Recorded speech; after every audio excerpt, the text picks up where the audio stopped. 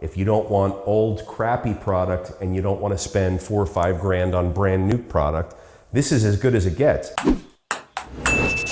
In our last Field Notes video, we were in this very space. It was completely open, it was framed out, you saw the framing structures, and you saw the exposed brick wall of the original exterior brick poking through the framing. Now everything's been insulated and sheetrocked.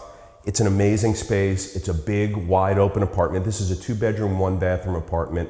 There's laundry in unit. There's a lot of space here.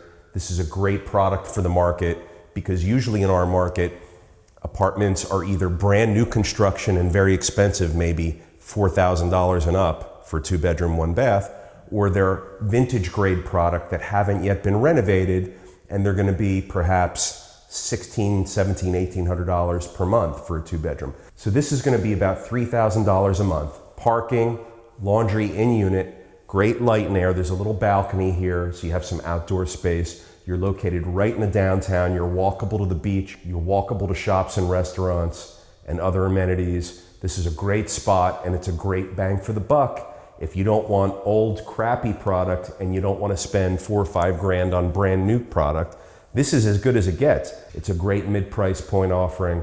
We're really psyched for it.